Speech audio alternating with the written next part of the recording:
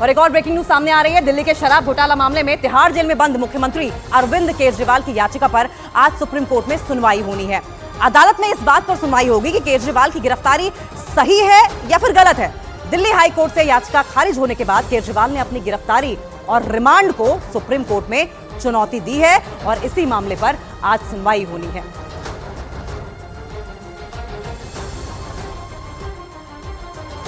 जब ईडी के 9 समन्स के बावजूद भी केजरीवाल एजेंसी के सामने पेश नहीं हुए तो 21 मार्च को ईडी ने उन्हें गिरफ्तार कर लिया था और तब से ही केजरीवाल को अदालत से कोई राहत नहीं मिली। केजरीवाल ने दिल्ली हाईकोर्ट में अपनी गिरफ्तारी को चुनौती दी थी, लेकिन 9 अप्रैल को दिल्ली हाईकोर्ट ने केजरीवाल की याचिका को खारिज कर दिया था और माना यह था कि ईडी के पास केजरीवाल के खिलाफ पुख्ता सबूत हैं, इसीलिए केजरीवाल की गिरफ्तारी को गैर कानूनी नहीं ठहराया जा सकता।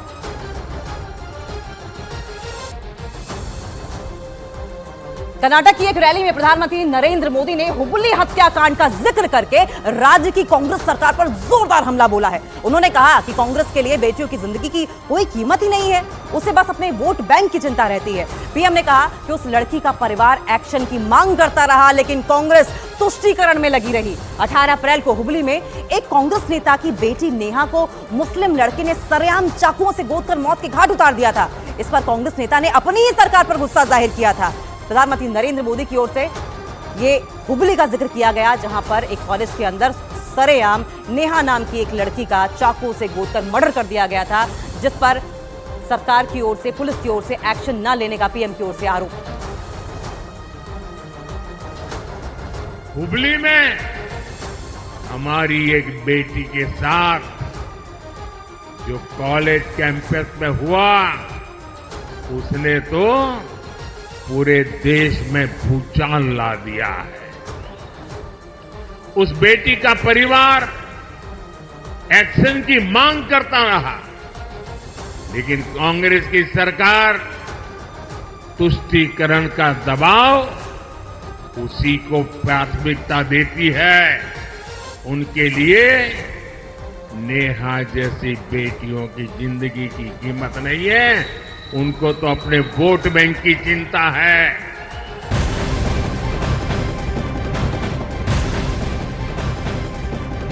और छत्तीसगढ़ के बेमेतरा में भीषण सड़क हादसा हो गया है, जहां पर सड़क हादसे में 8 लोगों की दर्दनाक मौत हो गई है। हादसे में 23 लोग घायल बताए जा रहे हैं। मरने वालों में महिलाएं हैं, बच्चे भी शामिल हैं।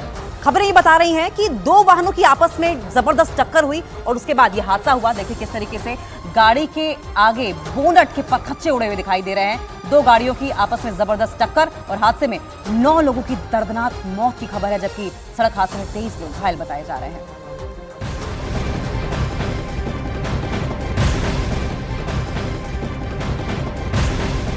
और बात एक और बड़ी अपडेट की कर लेंगे। सलमान खान के घर पर फायरिंग मामले में आरोपी शूटर्स पर मकोका लगने के बाद आज पहली बार उनकी कोर्ट में पेशी होगी। दोनों शूटर्स सागर पाल और विक्की गुप्ता की कस्टडी आज खत्म हो रही है और ऐसे में मुंबई क्राइम ब्रांच एक बार फिर उनकी रिमांड लेने की कोशिश करेगी, क्योंकि इस मामले में अभी कई कड़ियां ऐसी हैं जिन्हें जुड़ना बाकी है।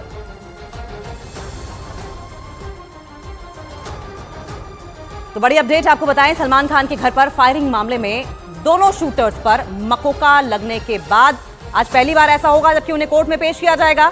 दोनों शूटर्स सागरपाल और विक्की गुप्ता की कस्टडी आज आपको बताया कि खत्म हो रही है और ऐसे में मुंबई क्राइम ब्रांच एक बार फिर से उनकी रिमांड लेने की कोशिश जरूर करेगी।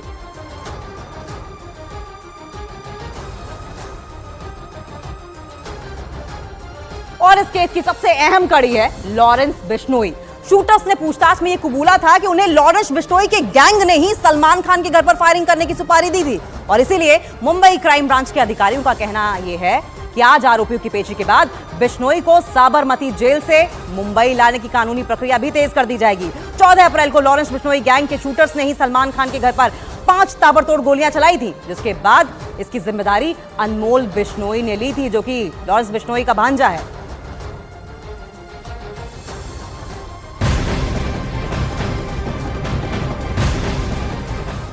और एक और बड़ी अपडेट आपको जम्मू कश्मीर से बता दें। जम्मू कश्मीर के रामबन में लगातार जमीन खिसकने से यहां के लोगों में दहशत का माहौल बना हुआ है और इस बीच रामबन प्रशासन ने कई गांवों के लोगों को जल्द से जल्द सुरक्षित जगहों पर पहुंचाने के निर्देश जारी कर दिए हैं, क्योंकि कुछ गांव पूरी तरीके से पानी में डूब गए हैं। रामबन से जमीन खिसकने की नई नई तस्वीरें सामने आ रही हैं, जिसमें पहाड़ से लगातार मलबा और पेड़ गिरते हुए दिखाई दे रहे हैं। यहां जमीन खिसकने की वजह से पूरी की पूरी सड़क ही धंस गई है, यानी कि कनेक्टिविटी पूरी तरीके से ठप हो गई है। रामबन में जमीन धंसने की वजह से 100 से ज्यादा ऐसे परिवार हैं जो कि प्रभावित हुए हैं। कई घर जमींदोज हो गए, जबकि कई घरों में दरारें आ गई। सड़क धंसने की वजह से गांव का संपर्क भी टूट गया है और इसके साथ ही बिजली के टावर गिरने की वजह से इलाके की बिजली भी गुल हो गई है। जिला प्रशासन की तरफ से इलाके को रेड जोन डिक्लेयर कर दिया गया है। एनडीआरएफ और एसडीआरएफ की टीमें वहां पर मौजूद हैं। लेकिन आपको बताएं, इससे पहले जम्मू कश्मीर में डोडा के ठाठी इलाके में भी लगभग ऐसा ही मंजर देखने को मिला था। जम्मू कश्मीर में आमतौर पर लगभग हर इलाका ऐसा है जहां पर धीरे धीरे करके डेवलपमेंट हो रहा है, लेकिन प्राकृतिक सिचुएशंस ऐसी हैं जिसकी वजह से रामबन बनिहाल का ये इलाका है, यहां पर आमतौर पर लैंडस्लाइड होती है और इस तरह से जमीन धंसने का ये पहला बड़ा मामला है। इस तरह की छुटपुट घटनाएं पहले भी होती रही हैं। तो रामबन में आई तबाही के बीच न्यूज 18 इंडिया की टीम ने ग्राउंड जीरो से हालात का जायजा लिया है। क्या कुछ ग्राउंड जीरो पर सिचुएशन है, आप भी देखिए जरा।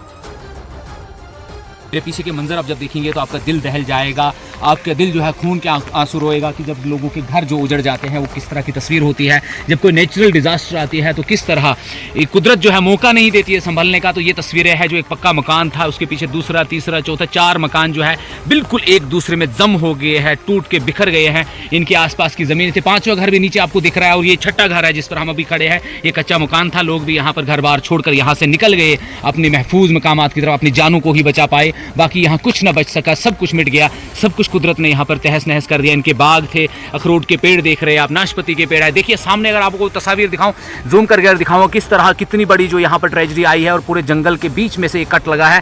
तकरीबन 50 से 60 मीटर का जो एरिया है पूरा सिंक हो रहा है और ये लगातार सिंक होने का सिलसिला जारी है। और इसके बाद की तस्वीर यहाँ से बिल्कुल ड्रास्टिक तस्वीर बन जाती है। और अभी तक अगर बात करेंगे 30 से 60 घर जो है मुकम्मल तौर से डैमेज हो गए हैं और 100 घरों को यहाँ से वेकेट करके यहाँ से दूसरे लोकेशन पर शिफ्ट किया गया है।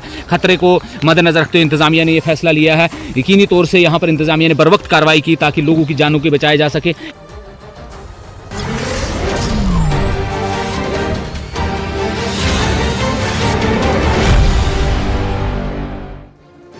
नमस्कार, मैं हूं पंकज भार्गव। स्वागत है आपका मॉर्निंग प्राइम में। शुरू करते हैं खबरों का धुआंधार बुलेटिन की, जहां सिर्फ देश ही नहीं बल्कि दुनिया की उन तमाम खबरों को आप तक पहुंचाने की कोशिश होगी जो आज दिन भर सुर्खियों में रहने वाली हैं, जिनका आपसे सीधे सीधे सरोकार है, जिन पर रहेगी आपकी नजर। तो शुरुआत करते हैं मॉर्निंग प्राइम की स्पीड 25 के साथ।